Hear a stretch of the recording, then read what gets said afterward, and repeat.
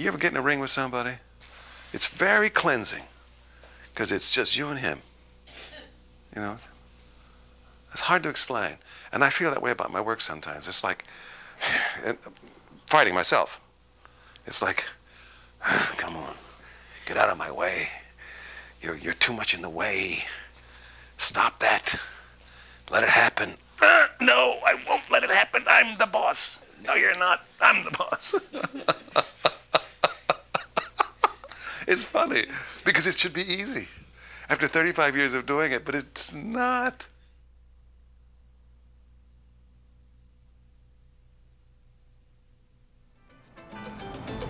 You know how to handle a machine gun?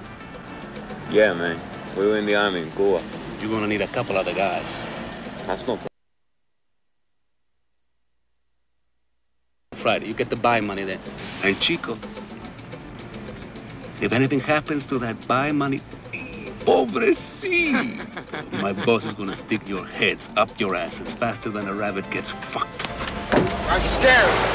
As soon as I stepped on the stage, I knew exactly where I belonged for the rest of my life. I knew immediately. It's a revelation. I don't know how it happens. I'm grateful, though. You got to have the courage to follow those revelations, by the way. Because, you know, you do something like that in my family. I'm going to be an actor. They go, oh, well, that's terrific. That's just exactly what we wanted you to do, is become an actor. 93% unemployment. That's exactly what we're looking for. Coal miners, steel workers, mechanics. So you got to have the balls to stick with it. And he came out to LA to get into show business just because he had relatives in the area, so he wasn't completely alone. But he really wanted to be in New York. I used to park cars. I was pretty good at parking cars. I washed dishes. I set pins before there were automatic pin setters in bowling alleys. We really hit it off. We lived together for about a year before we got married. He went back to El Paso to go back to school, but it didn't last for very long, and he called me and proposed to me, and I accepted, and we were married in Las Vegas. Tried to sell books, never good at that. Not a lot of stuff. Waiting on table a lot. Terrible waiter. Very charming, but very forgetful. And 3 years later, we left LA to come to New York. I don't know, after a couple of years, I really started making a living. But boy, you can go for a long time without work. It's a dangerous time for an actor. When he told me he was going to see this man, see Milos, that it was an Academy Award-winning role. He knew it. And I believed him there, too. I just believed he knew what he was talking about, and he wouldn't pin his hopes that high before the film was even made if he weren't sure. The story of Amadeus is very simple. It was like one of those amazing things that happens. How do you explain it? I mean, it was just very lucky for me that Milos Forman was the one who was going to direct, because he insisted on having his own way. He insisted on having an actor that no one knew, really knew, identified with that part. All I ever wanted was to sing to God. He gave me that longing, and then made me mute. Why? Tell me that. If he didn't want me to praise him with music, why implant the desire? Like a lust in my body. And then deny me the talent. The Oscar has changed my life completely for the better, by the way. The winner is F. Murray Abraham.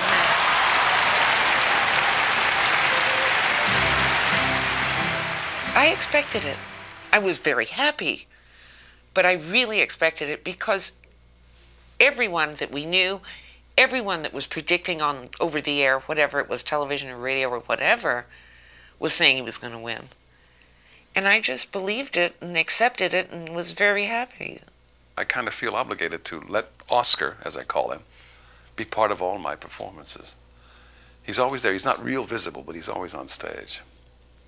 I usually give him over to the crew, and they surprise me by letting him appear in odd little places, like in the trash can, or they dress him up. or he'll be flying he'll be flying in the, like above your head somewhere off, or just off stage left or something. My favorite stage role is Bottom. He did Midsummer Night's Dream at the Public, and I saw it 10 times. I loved it. It was so wonderful. I think that one of the reasons that people are having such a rough time in the theater and in films is that they've really forgotten the fun of it. They've forgotten that they're taking it so seriously. It's serious enough. I mean, it's expensive and it's, you know, but where do the creative juices come from? I think it was Howard Hawks who said he makes movies because he loves to make movies. He has a good time, and to make sure he has a good time, he surrounds himself with people he likes, who enjoy making movies with him. And he said this: having a good time doesn't ensure that you're going to make a good film, but neither does having a bad time. So, I mean, what the hell? I mean, the choice is ours. Feeling better, Locke? Happier! You survived. Come and hit me!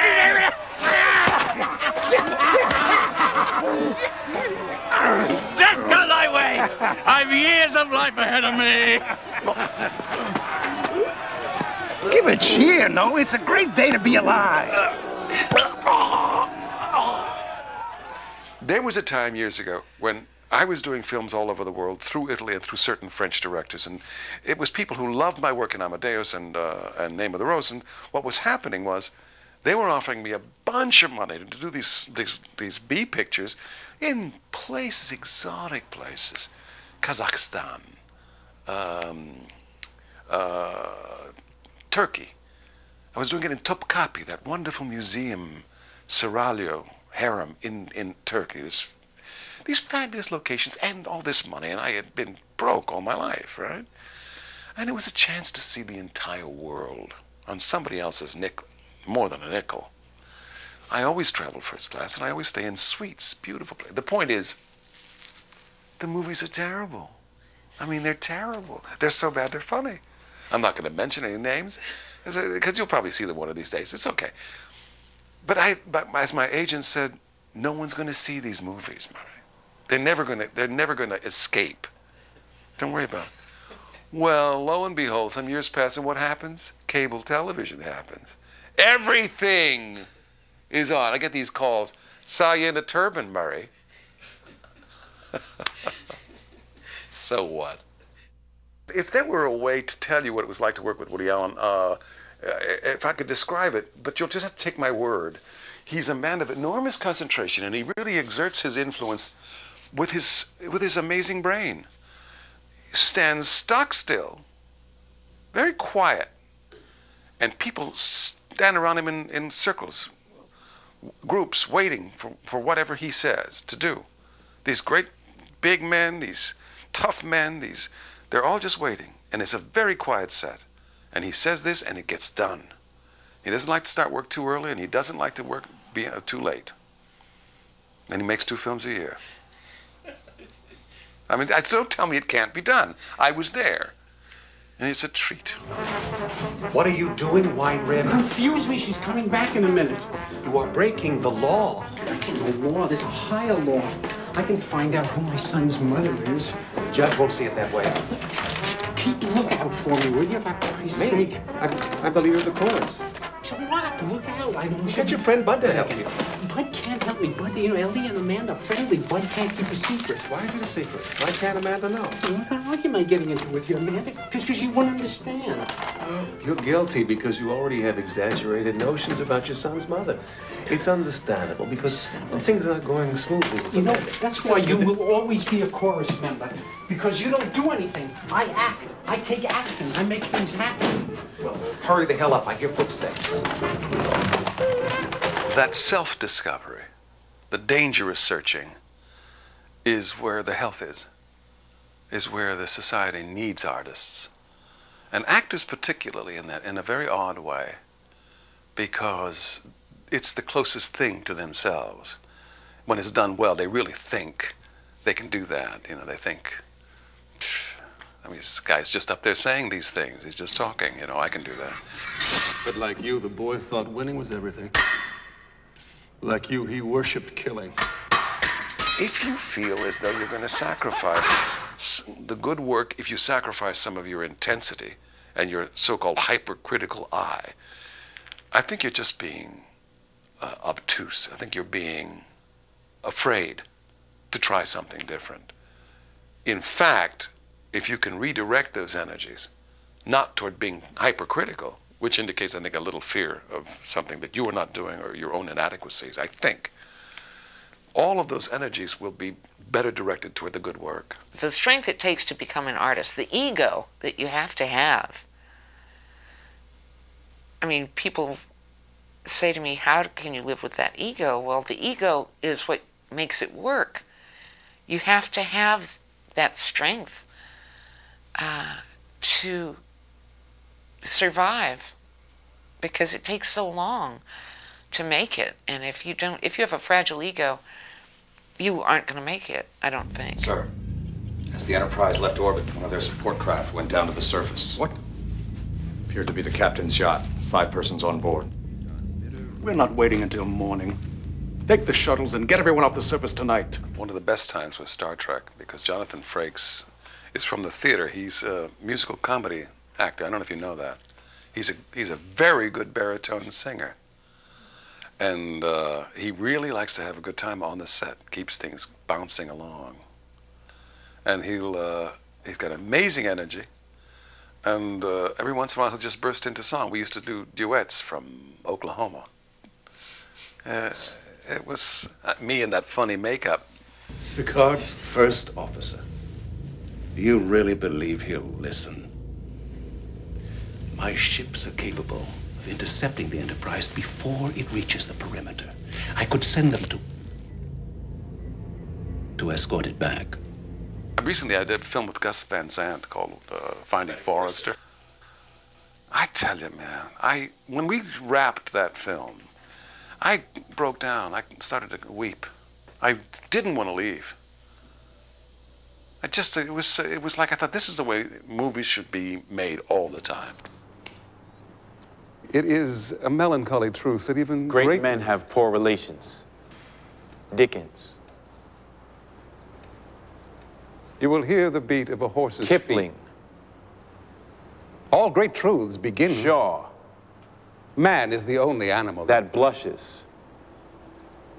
Or needs to. It's Mark Twain. Come on, Professor Crawford. Get out.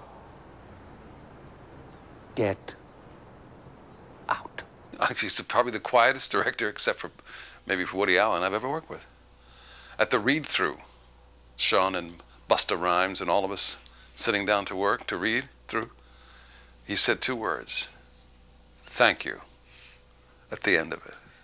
He's this guy who just sits there. He wants to see what you're going to do. He not only he wants to see it, he wants you to just do the best. Do what you do. And he'll make little suggestions. It's almost as quiet as this. Just talk.